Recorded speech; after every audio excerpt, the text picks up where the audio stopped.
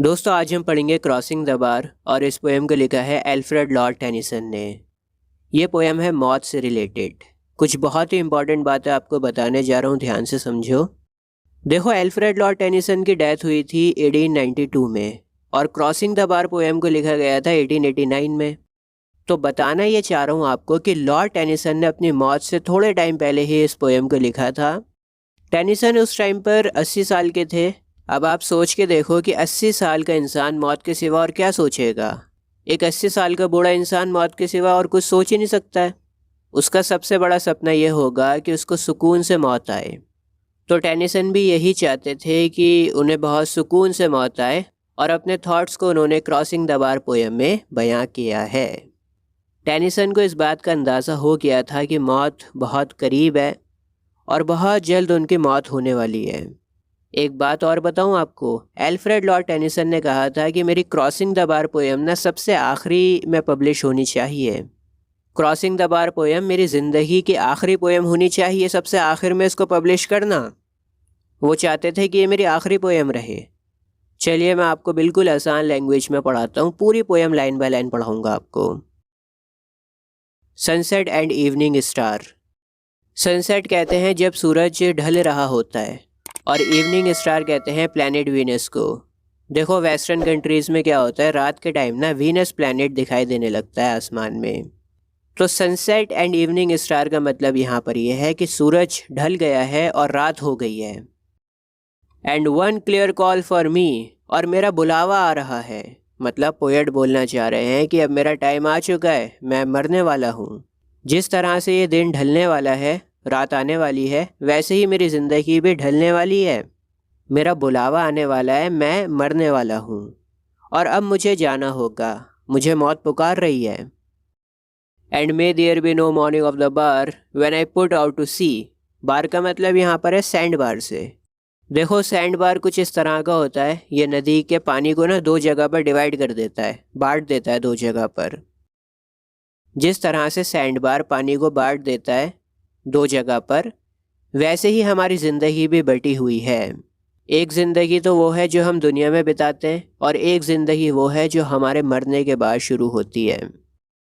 जब हम गॉड के पास में जाते हैं ना, तो हमारी दूसरी ज़िंदगी शुरू होती है। तो यहाँ पर पोएट कह रहे हैं कि जब मेरी एक ज़िंदगी ख़त्म होगी ना और मेरी दूसरी ज़िंदगी शुरू होगी, तब कोई भी रोना धोना तकलीफ़ नहीं होनी चाहिए। जब मैं सैंड बार को पार कर जाऊँ तो कोई भी रोना धोना नहीं होना चाहिए। मतलब कहने का ये है कि जब मैं मर जाऊं और गॉड के पास में मेरी दूसरी ज़िंदगी शुरू हो जाए, तो इस प्रोसेस में कोई भी तकलीफ़ नहीं होनी चाहिए, कोई भी रोना धोना नहीं होना चाहिए, सभी काम स्मूथली आराम से होने चाहिए। मॉर्निंग का मतलब होता है रोना धोना। बात आ रही है ना समझ में? सैंड बार को क्रॉस करूँगा, मैं बड़े समुंदर में जाऊँगा। तो जब सैंड बार को पार करके बड़े समुंदर में जाऊं तो कोई दिक्कत ना हो, कोई रोना धोना, कोई तकलीफ़ ना हो, सारा काम एकदम आराम से स्मूथली हो। सैंड बार को पार करने का मतलब ये है कि मैं मर जाऊंगा, मेरी दूसरी लाइफ शुरू होगी। But such a tide as moving seems asleep, too full for sound and foam. Poet चाहते हैं कि एक बहुत बड़ी लहर मुझे अपने साथ में ले जाए, एक झटके में मुझे बहुत बड़ी लहर ले जाए साथ में और हमेशा हमेशा के लिए सुला दे। कहने का मतलब ये है कि मेरी डेथ बहुत जल्दी से हो जानी चाहिए, बहुत सुकून से हो जानी चाहिए, उसमें कोई भी रोना धोना, कोई भी तकलीफ़ ना हो। एक झटके में मैं हमेशा के लिए सो जाऊं। देखो, लहर बहुत शोर मचाती है पानी में, ठीक है, और झाग को भी पैदा करती है पानी में। लेकिन यहाँ पर पोएट कहना चाह रहे हैं कि वो लहर बहुत बड़ी हो और वो कोई भी शोर ना करे और मुझे एक झटके में सुला दे। कहने का मतलब वही है कि बहुत सुकून से मेरी जान निकल जाए। When that which drew from out the boundless deep turns again home। Poet कहते हैं कि जो जहाँ से आता है ना, वहीं पर वापस चले जाता है। यहाँ पर एग्जाम्पल दिया गया है समुंदर का। बाउंडलेस डीप का मतलब यहाँ पर है समुंदर से। देखो, समुंदर का पानी इवेपोरेट होता है, भाप बनती है उसकी, और इवेपोरेट होकर उसका बादल बन जाता है।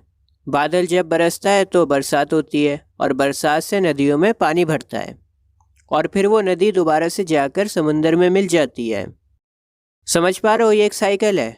समुंदर से बादल बना, बादल से नदी में गया पानी, और फिर नदी से वो पानी होके दोबारा से समुंदर में गया, एक साइकिल बन गई। तो यहाँ पर पोएट ये कहना चाह रहे हैं कि जहाँ से मैं आया हूँ ना, मैं वापस भी वहीं पर जाऊँगा। गॉड ने मुझे भेजा है, मैं गॉड के पास से आया हूँ, तो दोबारा से मैं गॉड के पास में जाऊँगा। Twilight and evening bell. देखो, पहले स्टैंजा में पोएट ने हमें बताया था कि सूरज ढल रहा है, लेकिन अब लिखा हुआ है ट्विलाइट। ट्विलाइट वो टाइम होता है जब सूरज पूरी तरह से डूब चुका होता है और अंधेरी रात शुरू होने वाली होती है। सूरज डूब जाने के बाद जो अंधेरी रात शुरू होने का टाइम होता है ना, उसे ट्विलाइट कहते हैं। ट्विलाइट वर्ड यहाँ पर पोएट की फीलिंग्स को बता रहा है। वो बहुत उदास लग रहा है, दिन ढल चुका है और बस कुछ ही पल बचे हैं पूरी तरह से अंधेरा छा जाने में। पोएट इवनिंग बेल को सुन सकते हैं। इवनिंग बेल चर्च में होती है, तो बड़ा ही सैड सा एटमॉस्फेयर है। रात हो रही है, दिन ढल चुका है, कहना चाह रहे हैं कि ज़िंदगी बीत चुकी है, बस अब एक मौत का इंतज़ार है। And after that the dark, और ट्विलाइट के बाद एकदम अंधेरा छा जाएगा, बहुत अंधेरी रात आने वाली है। थोड़ी बहुत रोशनी है वो भी ख़त्म हो जाएगी, अंधेरा छा जाएगा, मतलब अंत हो जाएगा, मौत हो जाएगी।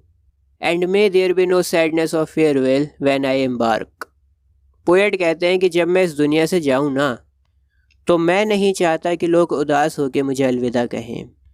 मेरे फेयरवेल पर कोई भी उदास नहीं होना चाहिए। एम्बार्क का मतलब होता है पानी के जहाज़ में बैठना। तो कहते हैं कि जब मैं पानी के जहाज़ में बैठकर रवाना हो रहा हूँ ना, मतलब जब मैं इस दुनिया से जा रहा हूँ, तब कोई भी इंसान दुखी ना हो। मेरी एक नई ज़िंदगी शुरू होने वाली है। तो इसीलिए मैं ये चाहता हूँ कि लोग मुझे उदास चेहरों के साथ में अलविदा ना कहें। For though from out our bourne of time and place, the flood may bear me far. और मौत की बाढ़ मुझे इतनी दूर ले जाके पटकेगी जहाँ पर ना तो कोई टाइम होगा और ना ही कोई जगह होगी।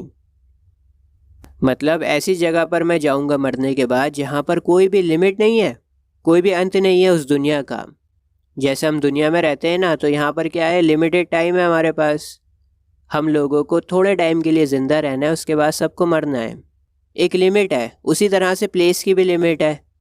दुनिया बहुत छोटी है और आप एक लिमिटेड जगह पर ही जा सकते हो। लेकिन मरने के बाद क्या होगा, जहाँ पर मैं जाऊँगा ना तो वहाँ पर कोई टाइम की सीमा है, अनलिमिटेड टाइम है, और ना ही कोई जगह की सीमा है, लिमिट है ही नहीं वहाँ पर कोई। I hope to see my pilot face to face when I have cross the bar. और जब मेरी मौत हो जाए तो मैं उम्मीद करता हूँ कि मुझे गॉड का चेहरा देखने को मिले। पायलट यहाँ पर कहा गया है गॉड को। जिस तरह से पायलट पानी का जहाज़ चलाता है ना, वैसे ही गॉड ये पूरी दुनिया को चला रहे हैं। गॉड इस दुनिया के पायलट हैं। क्रॉस द बार का मतलब वैसे तो होगा कि जब मेरा जहाज़ सैंड बार को क्रॉस कर ले तो पायलट का चेहरा देख लूँ मैं। लेकिन एक्चुअल मतलब ये होगा कि मरने के बाद मुझे गॉड का चेहरा दिखाई दे दे। ये उम्मीद मैं करता हूँ कि मरने के बाद गॉड का चेहरा मैं देख सकूँ। दोस्तों, अभी आपकी स्क्रीन के ऊपर आईएससी इंग्लिश की प्लेलिस्ट आ रही है। इस प्लेलिस्ट पर क्लिक करके आपको आईएससी इंग्लिश के सारे चैप्टर्स मिल जाएंगे बहुत ही आसान लैंग्वेज में। तो जल्दी से फ़ायदा उठाओ, फ्री वीडियोस हैं, अच्छे मार्क्स लेकर आओ, वीडियोस को देखो। आज के लिए बस इतना ही। जय हिंद।